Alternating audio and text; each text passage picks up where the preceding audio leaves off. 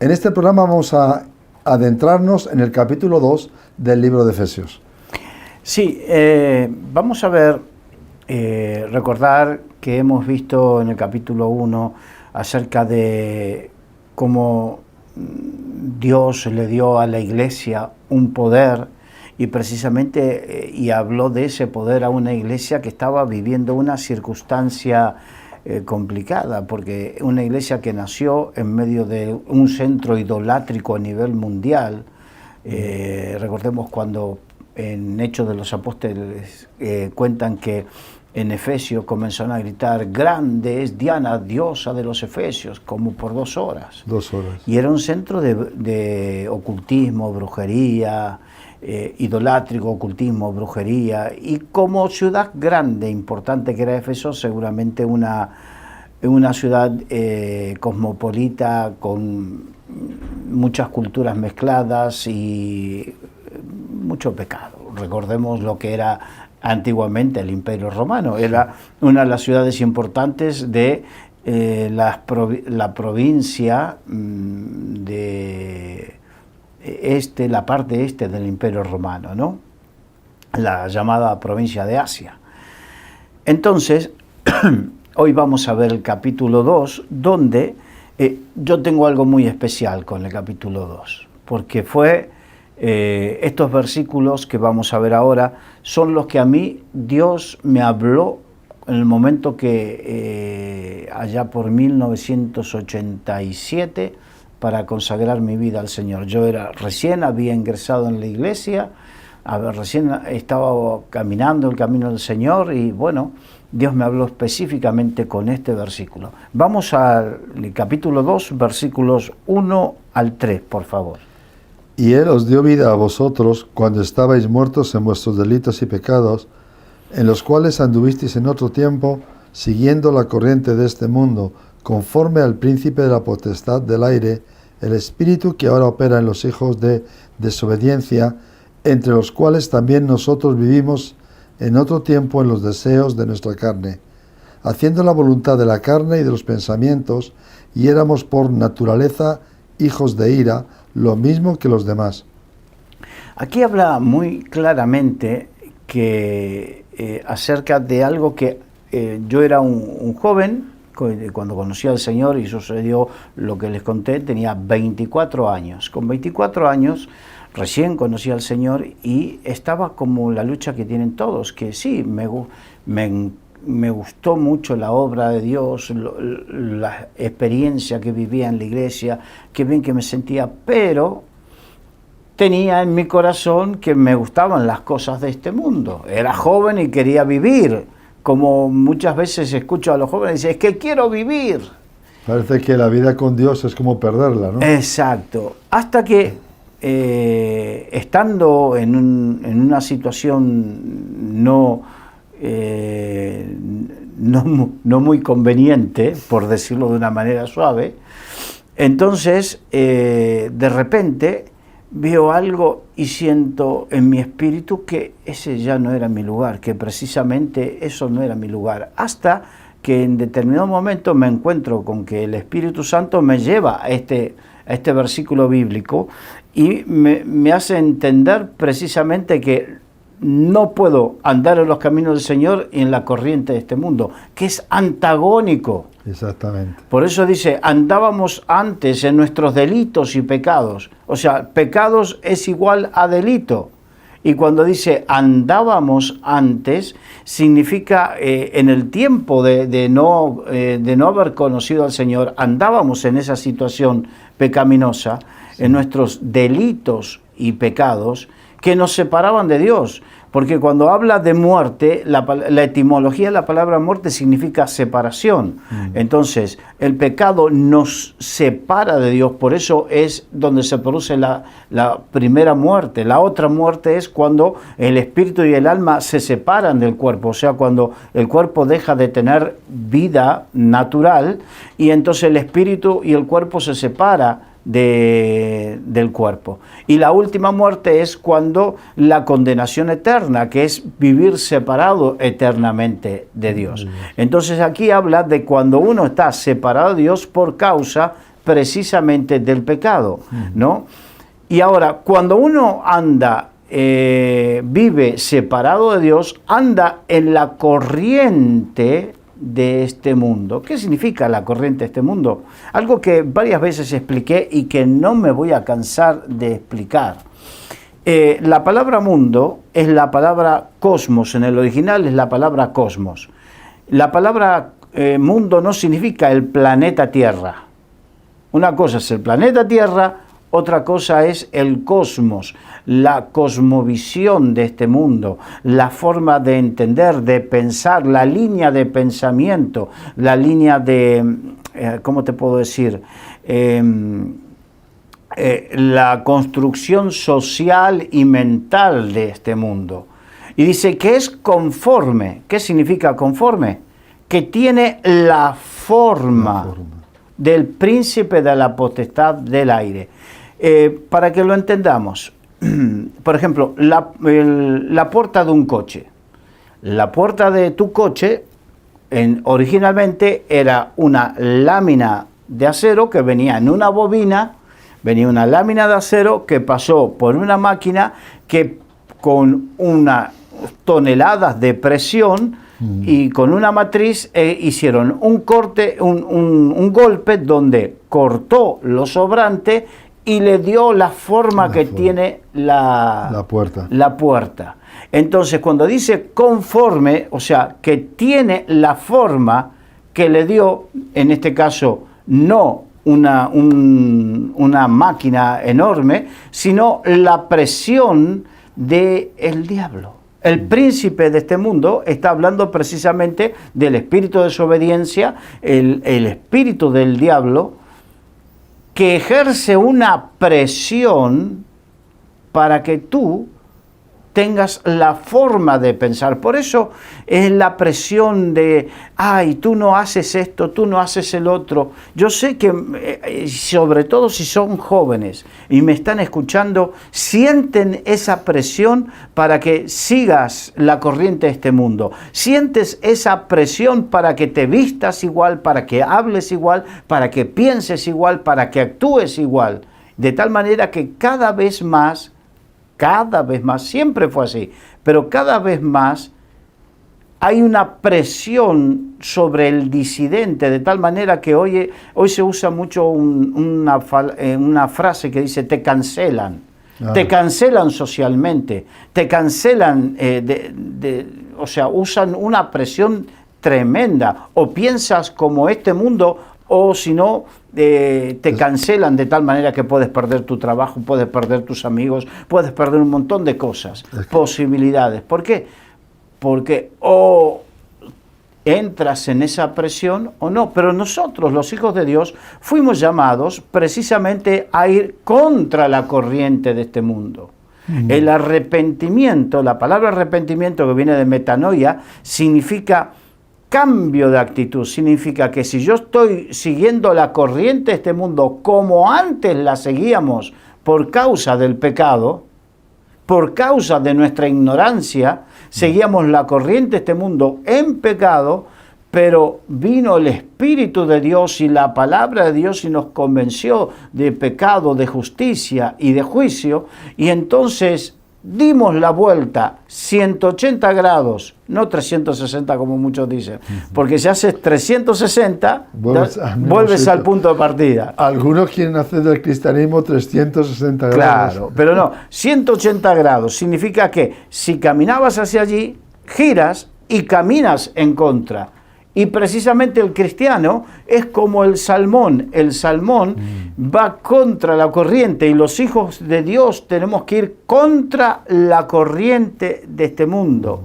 Es imposible, escucharme bien, hijos de Dios, es imposible ser un hijo de Dios, un cristiano verdaderamente consagrado a Dios, que ame a Dios, que siga a Dios, siguiendo la corriente de este mundo. Sí, porque son dos reinos distintos, dos señores distintos, dos finales distintos. Y es muy importante el hincapié que tú has hecho en esto, en este texto, ¿verdad? En otro tiempo andamos así, porque algunos creen que pueden seguir haciéndolo ahora. Que es cambiar de religión. O sea, soy católico, pues ahora me llamo protestante. o soy agnóstico. No, es un cambio de vida. Exacto. Es un cambio de vida. Es un cambio 180 grados, totalmente contrario. Es imposible compatibilizar vivir de una manera y ser del reino de los cielos. Jesús lo dijo, una misma fuente no puede echar agua dulce y amarga a la vez. Exacto, eso no, o si no como lo escribió después Julio Iglesias, agua dulce y agua salá. Pero eso no es bíblico, porque la Biblia habla de las dos formas, ¿no? En dos versículos diferentes, agua dulce y agua salada, agua dulce o agua amarga, como tú dijiste. Entonces, verdaderamente no puede, no debe, no podemos compatibilizar. No podemos servir a dos señores, dice la Biblia. No podemos estar en el reino de la luz y en el reino de las tinieblas. No podemos. Yo esto lo aprendí estando en una situación pecaminosa, porque yo lo quise decir de una manera más suave, pero en una situación pecaminosa y donde el Espíritu Santo me redargulló y me hizo entender cómo vas a la iglesia y gozarte y después vivir esto. Es imposible, no se puede. Y más en esta sociedad, que es una sociedad que vive bajo el relativismo. Todo es relativo, en una falsa, entre comillas, libertad, que es libertinaje. Todo se puede permitir, todo se debe de admitir. No, hay barreras. Y el libro de Efesios habla claramente, y empieza el capítulo 2, hablando de un pasado, de un cambio, de un presente totalmente radicalmente opuesto. Y la cuestión es entender que si tú sigues la corriente de este mundo, estás siguiendo el espíritu del diablo. Sí. No hay otra forma de decirlo. Es que lo dice claramente la carta a los Efesios. Lo dice claramente, capítulo 2. Si tú sigues la corriente de este mundo, estás siguiendo al diablo. El capítulo 3 que leímos lo dice, y éramos por naturaleza hijos de ira. Claro, éramos. Pero si sigo la corriente de este mundo, seguiré siendo. Seguiré siendo. Entonces, esto fue, y vuelvo a repetir, sobre todo jóvenes que están en esa lucha en su corazón, te entiendo, te comprendo, porque yo la viví. Hace más de 30 años que el Señor me mostró esto y tuve que tomar una decisión. Tuve que tomar una decisión. Me confrontó el Espíritu Santo y tuve que tomar una decisión. Que algo que hay que aprender hoy, que quizás no todo el mundo lo tiene presente, es que nuestra vida, desde que nacemos hasta que morimos, está basada en decisiones. En decisiones. O sirvo al Señor o sirvo a las tinieblas. ¿Con qué mujer me caso? ¿Qué estudio? ¿Qué hago? Y según las decisiones que tomemos, así va a ser nuestro futuro. Exacto. Bien, vamos a continuar. Versículos 4 al 7, por favor. Pero Dios, que es rico en misericordia, por su gran amor con que nos amó, aun estando nosotros muertos en pecados, nos dio vida juntamente con Cristo. Por gracia sois salvos. Y juntamente con Él nos resucitó y asimismo nos hizo sentar en los lugares celestiales con Cristo Jesús, para mostrar en los siglos venideros las abundantes riquezas de su gracia en su bondad para con nosotros en Cristo Jesús. Habla de, habíamos hablado de la muerte, que es la separación de Dios, y la resurrección de la muerte. ¿Qué es la resurrección? Precisamente lo que hace el Espíritu Santo. Cuando nos bautizamos, el bautismo lo que hace es la manifestación externa del deseo de morir a la vieja vida y renacer a una vida nueva. Precisamente cuando el Señor nos hace resucitar de la muerte por el pecado, y habla también de la resurrección venidera, ¿no? Entonces, está hablando de eso. Y todo eso no se logra por mérito propio, no se logra por voluntad humana, no se logra por acciones humanas, sino se logra por dos palabritas maravillosas que son similares, pero no exactamente iguales, que es misericordia y gracia. Y gracia. Misericordia y gracia. Yo sé que en algunos casos, en el Antiguo Testamento, la palabra misericordia, por una cuestión de traducción del hebreo antiguo al griego y todo eso, es básicamente igual. Pero en el Nuevo Testamento, que ya se fue escrito en griego, es un pelín diferente. Entonces, misericordia y gracia pueden sonar similares, pero hay una pequeña diferencia. Por ejemplo, la misericordia y la gracia, que aunque se confunden con cierta frecuencia, no son exactamente iguales. Mientras que la gracia, vamos a sintetizarlo, la diferencia vemos que, por ejemplo, la misericordia es que Dios no nos castiga como merecen nuestros pecados.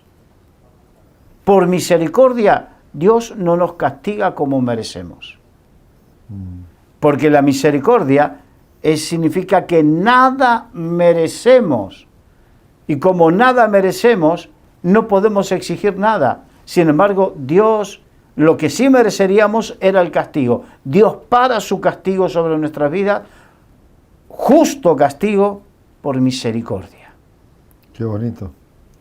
¿Se entiende, no? Sí.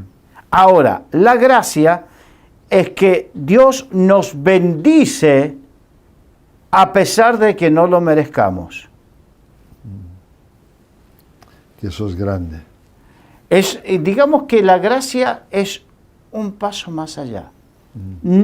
La misericordia hace que lo que merecíamos se pare. La misericordia hace que, bueno, por misericordia no hago lo que debería hacer.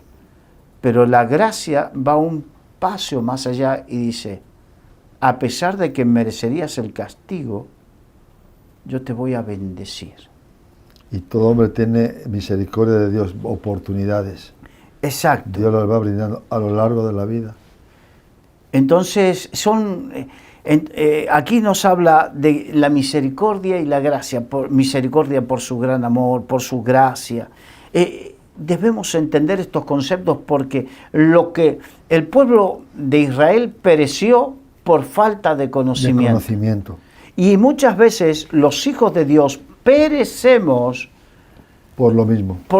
Por falta de conocer lo que Dios, la riqueza de su gracia. Lo que Dios nos ha dado en Cristo. Exacto.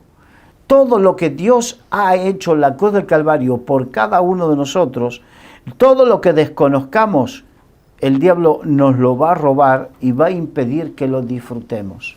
Porque esa es su labor. Él es homicida, dice la Biblia. Sí, y me quiero rectificar. No lo va a robar. Lo va a hurtar. ¿Por qué? La palabra robo implica una acción con fuerza. Y Él por fuerza no nos puede quitar nada, porque mayor es el que está con nosotros que el que está contra nosotros. Amén. Pero la Biblia dice, mas el ladrón no vino sino a hurtar, matar y destruir. Hurtar significa que por descuido alguien se apodera de, por ejemplo, aquí tengo mi móvil y yo descuidadamente lo dejo ahí. Y alguien se lo lleva. No me lo robaron, me lo hurtaron porque yo lo descuidé. Y lo que yo descuide de mi relación con Dios, de mi conocimiento, de mi preocupación en conocer a Dios, lo que yo descuide, el diablo me lo va a hurtar.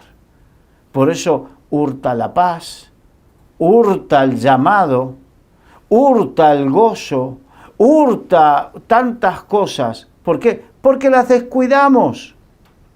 Qué perspectiva tan especial la que tú estás dando ahora. Qué bonito. Qué luz trae esto. Exacto. Y también nos hurta la luz. ¿Por qué?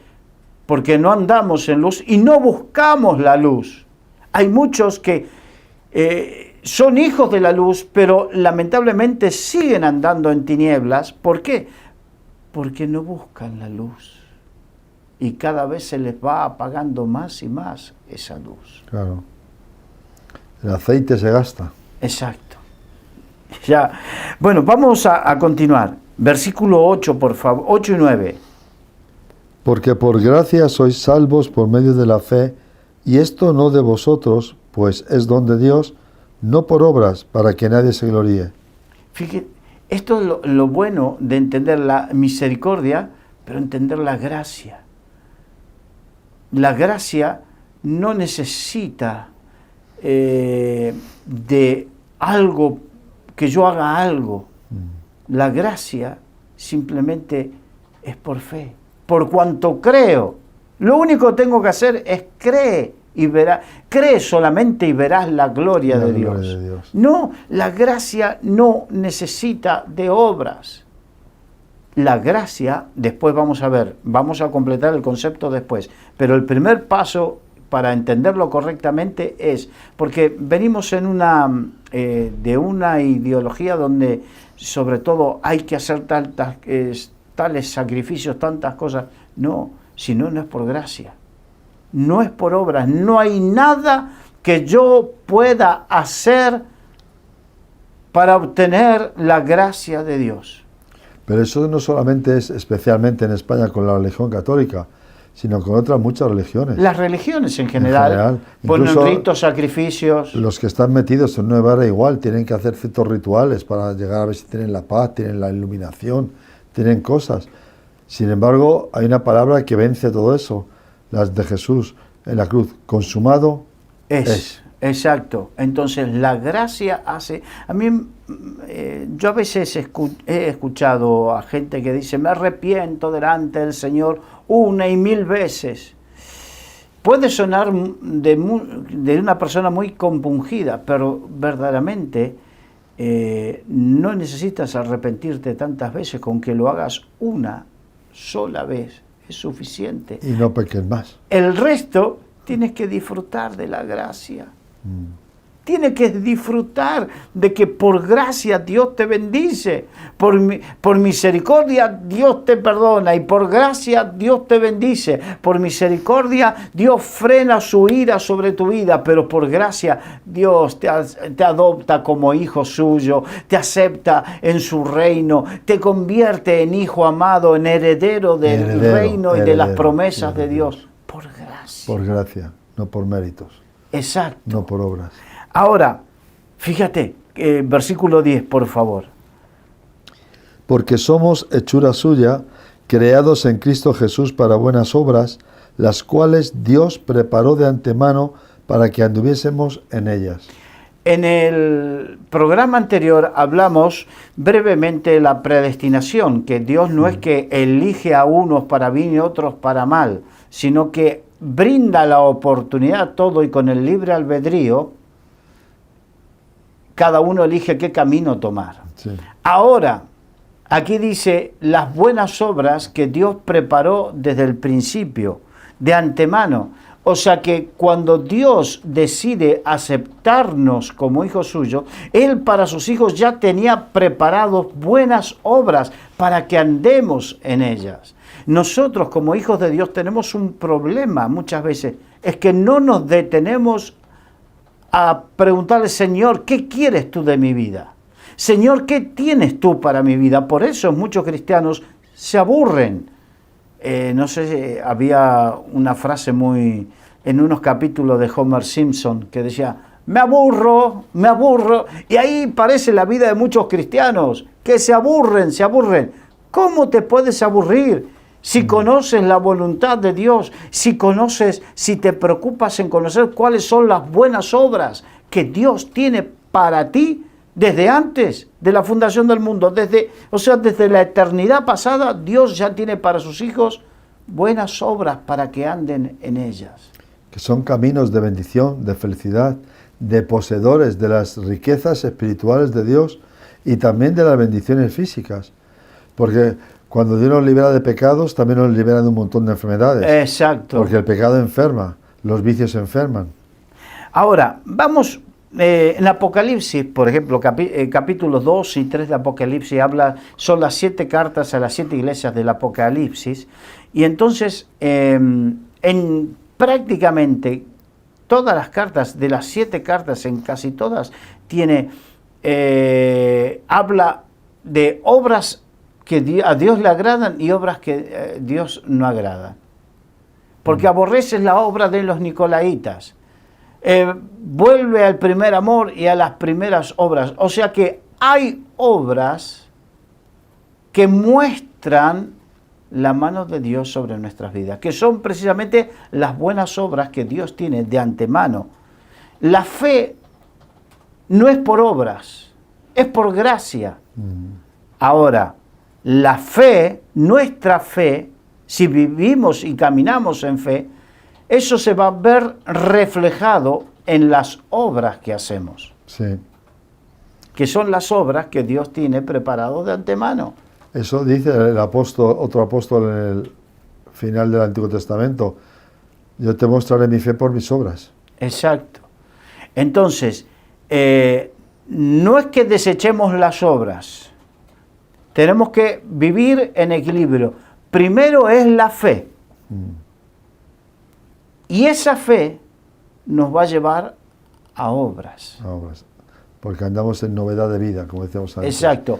Yo no voy a alcanzar la gracia de Dios, ni la misericordia, ni la gracia de Dios por mis obras, solamente por fe. Pero como consecuencia directa de esa fe, verdaderamente de esa fe, me va a llevar a vivir en obras. En obras. Las obras de la fe. Que son los caminos que Dios ha preparado ya de antemano. Exacto. Para que anduviésemos por ellos. Y ya lo habla en otros versículos bíblicos. En el Antiguo Testamento, por ejemplo, en el libro de Eclesiastés, capítulo 12, 14, dice, porque Dios traerá toda obra a juicio, juntamente con toda cosa encubierta, sea buena o sea mala. O sea mala. O sea que las obras son las que nos van a mostrar si verdaderamente caminamos o no en la voluntad de Dios. Que las obras no nos salvan, pero sí muestran dónde estamos encaminados. Manifiestan lo que hay dentro de nosotros. 2 Corintios, capítulo 5, versículo 10 dice, porque es necesario que todos nosotros comparezcamos ante el tribunal de Cristo para que cada uno reciba según lo que haya hecho, o sea, obras, mientras estaba en el cuerpo, sea bueno o sea malo, o sea, obras. En el juicio se va a manifestar lo que somos verdaderamente, no lo que aparentamos, no lo que pretendamos ser, sino que nuestras obras son las que hablarán más fuerte que 1000 palabras. Sí. Si andamos por fe, esa fe nos va a llevar a vivir las obras que Dios tenía para cada uno de nosotros preparados de antemano, Sí. antes de que lo conozcamos. Vamos, Tito, capítulo 2, 14 dice, quien se dio a sí mismo por nosotros para redimirnos de toda iniquidad y purificar para sí un pueblo propio, celoso de buenas obras. Celoso de buenas obras. ¡Wow! ¿Qué definición? ¡Qué definición! Celoso significa que tenga su corazón puesto en llevar adelante esas buenas obras. Un celoso es alguien que es insistente, Que no para, que tiene su corazón puesto. Por eso, verdaderamente, si tú amas a Dios y el amor de Dios está en ti, no hay otra que tengas que tomar una decisión y servirle a Dios. Porque ese servicio a Dios te va a llevar a esas buenas obras. No hay otra. No hay otra alternativa. No hay otra. ¡Wow! Tito, capítulo 3, versículo 1 dice, que obedezcan, que estén dispuestos a toda buena obra. Esto me hace acordar cuando Pablo le dice que el Hijo de Dios tiene que estar, cuando habla de toda la Escritura es inspirado de Dios, habla del poder de las Escrituras, la inspiración de las Escrituras, para que el hombre de Dios esté preparado. ¿Para qué? Para toda buena obra. Toda buena obra. ¿Cuáles son esas buenas obras? Lo que Dios tenía preparado. Es que el hombre no somos capaces de llegar a ese nivel. Exacto. Necesitamos la ayuda de Dios. Tito 3:8 dice, para que los que creen en Dios, si tú y yo creemos en Dios, procuren ocuparse en buenas obras. ¿Cuáles son esas buenas obras? Las que Dios tenía. Evidentemente, ocuparse de las buenas obras, ¿cuáles son las obras que Dios tenía para nosotros? Ser un pueblo que sea sal y luz de este mundo. De este mundo. Y apartado. Y apartado, que sea sal y luz de este mundo. Que un pueblo que cumpla con la gran comisión. Un pueblo que cumpla con el amar al prójimo como a sí mismo. El pueblo que se dedique a servir a Dios y a servir al prójimo. El pueblo que se dedique a hacer aquellas obras que el Señor dijo, la viuda, el huérfano. ¿Cuántas cosas? ¿En cuánto está la iglesia hoy en día ocupados? ¿En cuántas cosas que no son las buenas obras que Dios desde antes de la fundación del mundo, desde antemano tenía preparadas para su pueblo, para su iglesia? ¿En cuántas obras carnales, humanas, naturales, infructuosas, y en algunos casos de las tinieblas? Más adelante vamos a ver, no hoy, otro día vamos a ver, cuando Pablo le dice que no debemos andar en las obras infructuosas de las tinieblas. Sí. Más bien reprenderlas. Y tenemos que nosotros empezar a ver cuáles son esas obras infructuosas de las tinieblas en las cuales nos está robando la fuerza, el vigor, el tiempo. Y que reprenderlas, obras infructuosas de las tinieblas, seguramente todo lo que tenga que ver con seguir la corriente de este mundo. Sí, que no hay fruto ahí. No hay fruto. Que hay muerte, que hay fracaso, que hay desgracia. Exacto. Apocalipsis 19, 7 y 8 dice, porque han llegado las bodas del Cordero, y su esposa se ha preparado, y ella se le ha concedido que se vista de lino fino, limpio y resplandeciente, porque el lino fino es las acciones justas de los santos. De los santos. Las obras justas. Como un vestido. Como un vestido. Algo que nos cubra. ¿Sabes qué significa? No hay verdadera santidad si no se sirve a Dios. Porque la santidad no significa no hacer lo malo. Porque lo bueno que debería estar haciendo, si no lo hago, también me es contado como pecado. Sí. Entonces, la verdadera santidad es que soy un pueblo apartado por Dios y para Dios para mostrar las virtudes, o sea, por medio de esas obras, muestro las virtudes, las cualidades de Dios, el amor de Dios, la misericordia de Dios. Su gracia. Su gracia, las hago visibles a este mundo. Así como Jesucristo mostró, el que me ha visto a mí, ha visto al Padre. El que ve el obrar de la iglesia, tiene que ver el obrar de Jesucristo aquí en la tierra. Y cuando ve esas obras, glorifican al Dios y Padre de nuestro Señor Jesucristo. Eso dijo el Señor, para que glorifiquen a vuestro Padre que está en los cielos. Exacto. Vamos a continuar. Versículo 11 al 18, por favor. Por tanto, acordaos de que en otro tiempo vosotros, los gentiles, en cuanto a la carne, erais llamados incircuncisión por la llamada circuncisión hecha con mano en la carne. En aquel tiempo estabais sin Cristo, alejados de la ciudadanía de Israel y ajenos a los pactos de la promesa, sin esperanza y sin Dios en el mundo.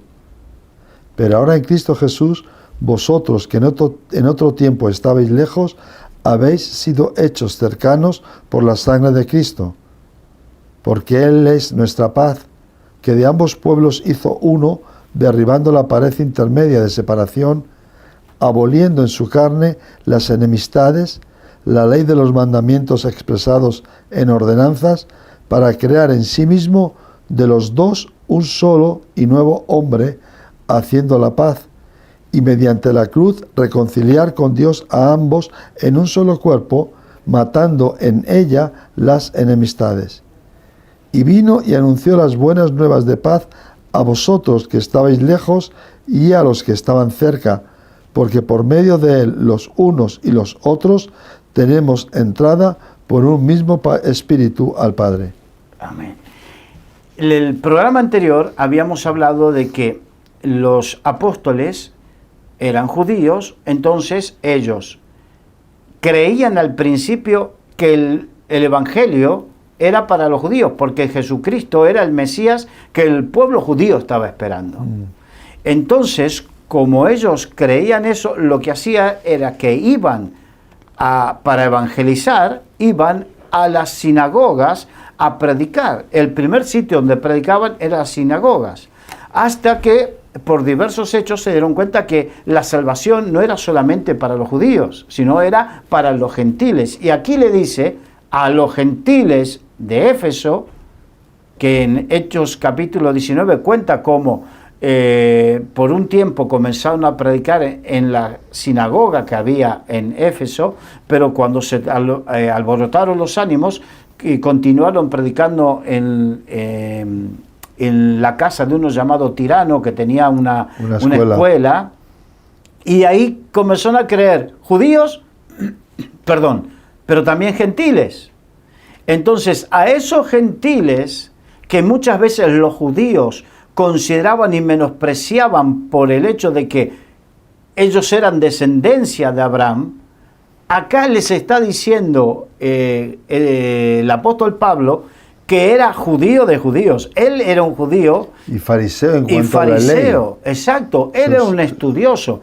Pedro, otros eran pescadores, eran hombres comunes en cuanto a más su rudos, actividad. Más comunes. Exacto.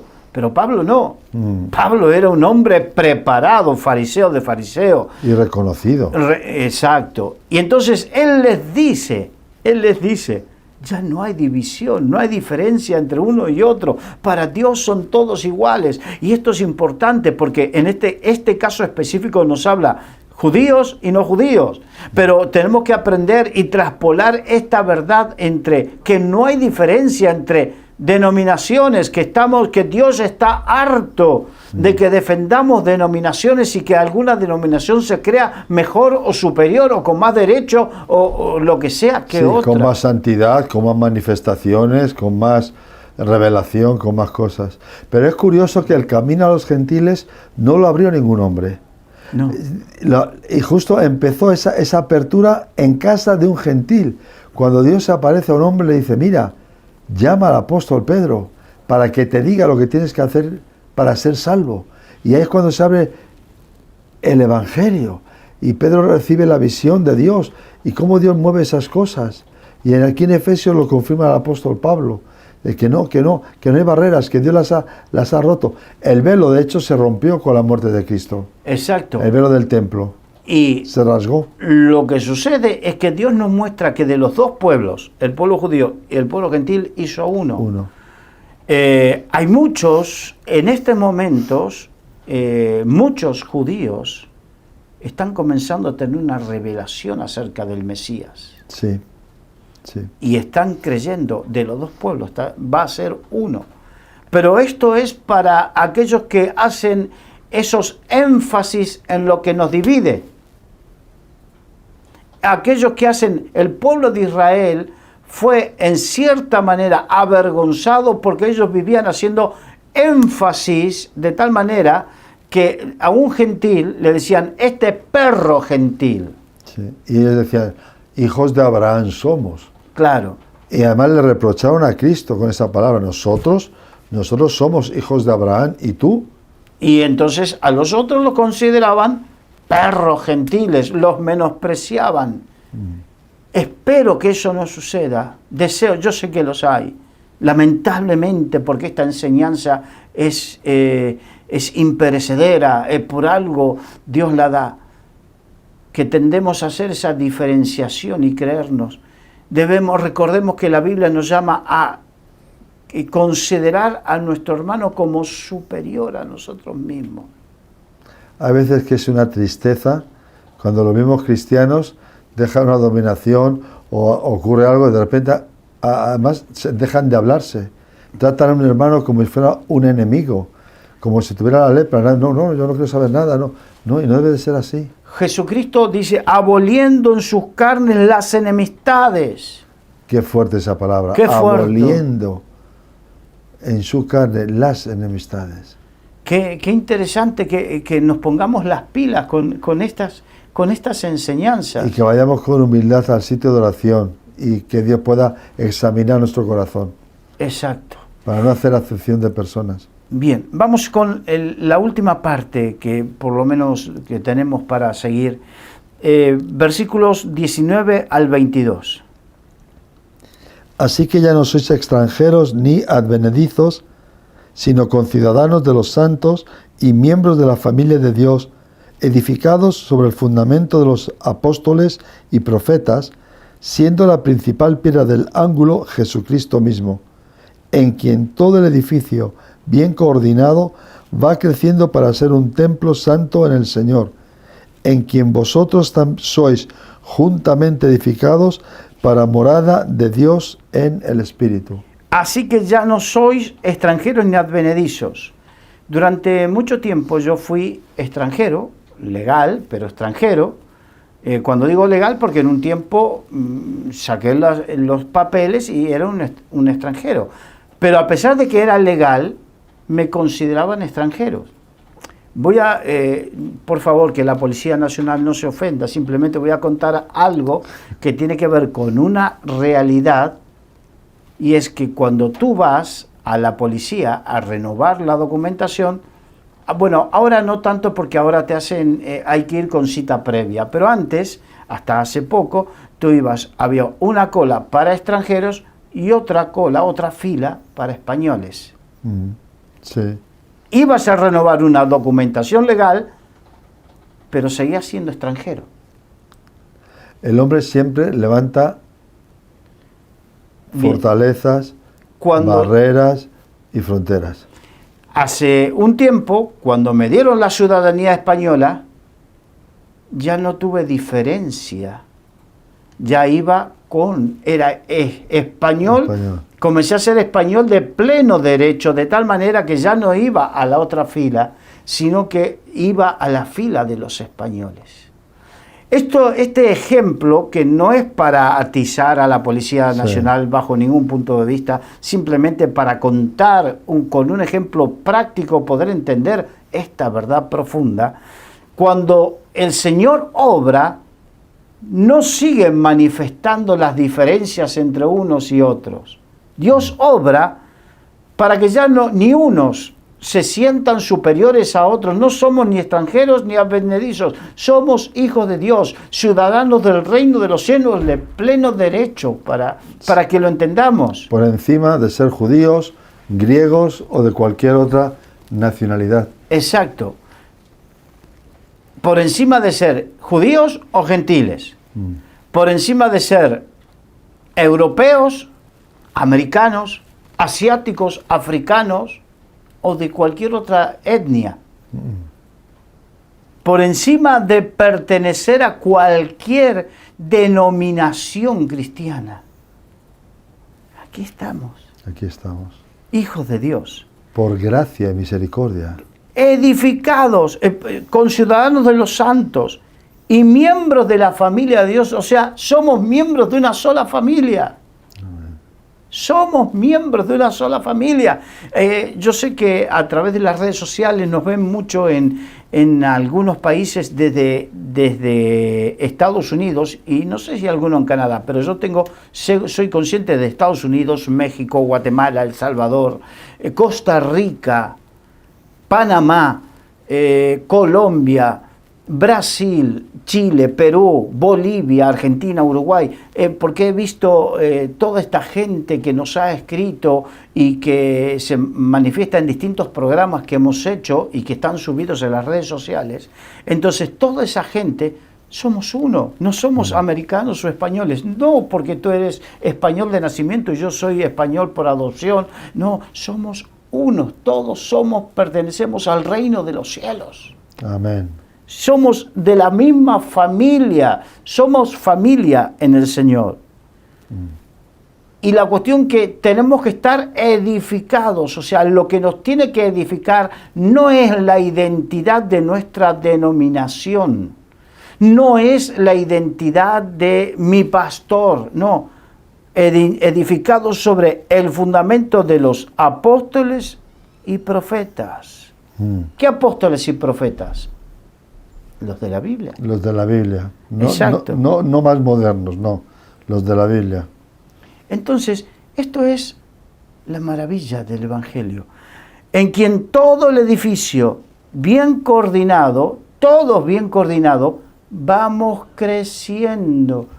A veces suele haber una competencia ministerial, a ver quién crece más, ¿no? Cuando la obra del Espíritu Santo crecen coordinadamente, se crece coordinadamente, es como un edificio.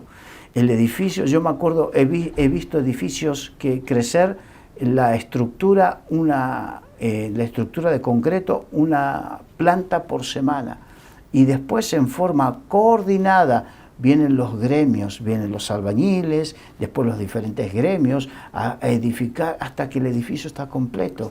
De la misma manera, la labor apostólica, profética, evangelística, de pastor y de maestro, las manifestaciones de los dones de servicio, que hay algunos que dicen, no, que más importantes son los dones ministeriales que los de servicio. No dice la Biblia que eso es más importante los unos que los otros. Es más, Jesús dijo, el que quiera ser el más grande de vosotros, sea él servidor. Como el que sirve, exacto. Entonces, Cristo es la cabeza de ángulo, o sea, es donde se apoya la piedra del ángulo, donde se apoya todo el edificio. Todo el edificio, y de ahí crece. Piedra principal. Así tiene que ser la iglesia. Sí. En este tiempo. Ese fue el plan original, y es el plan original de Dios. Por lo tanto, todo aquel énfasis que no sea Jesucristo, porque una de las cosas que, no digo que estropea, sino que dificulta el crecimiento de la iglesia equilibrado, un crecimiento equilibrado, pero hay algunos tan como la Torre de Pisa. La Torre de Pisa, en vez de estar recta, está torcida. Por accidente. Exacto. Nos dividimos por accidentes. Entonces, hay algunos que están como la Torre de Pisa, hacia un lado volcados, porque nos volcamos hacia ciertos énfasis. Entonces, si no crecemos coordinado y equilibradamente, si no crecemos por los énfasis que hacemos, como pastor, un pastor se tiene que preocupar en que su iglesia crezca coordinadamente, que crezcan en el conocimiento bíblico a través de la enseñanza, que crezca en el número a través de la evangelización, que crezca en el llamado a través del discipulado, que crezca en la obra social, que crezca en el ministerio, los desarrollos del ministerio de alabanza, adoración, todo. Pero cuando crecemos solamente en un énfasis, hemos visto gente que verdaderamente puede tocar y cantar muy bonito, pero que no tiene un fundamento bíblico. Son intérpretes, pero no son Podemos ver gente que tiene mucho conocimiento de Dios, pero no tiene amor por el prójimo. Teología. Mucho conocimiento envanece. Sí. Entonces, podemos ver crecimientos que no son equilibrados, coordinados. Y lo que Dios quiere es que precisamente su pueblo crezca equilibrada y coordinadamente. Esa es la obra del Espíritu Santo. Hasta que todos lleguemos al conocimiento de la verdad. Amigos, hasta aquí el tema de hoy, Efesios 2. Por gracia, por misericordia estamos. El plan de Dios es que no desechemos, que nuestro corazón sea amplio. Solamente tenemos que cerrar la puerta al pecado, a la maldad, pero siempre abiertos a la comunión, a la santidad y a la sana doctrina. Gracias por estar ahí. Les mandamos un saludo desde Solidaria TV y Radio Solidaria. Seguiremos con estos estudios. Próximamente les ofreceremos con Carlos Rich y quien les habla, José Luis San, un nuevo capítulo, una nueva experiencia, un nuevo caminar en el monte del libro de los Efesios. Capítulo 3 próximamente. Dios les bendiga.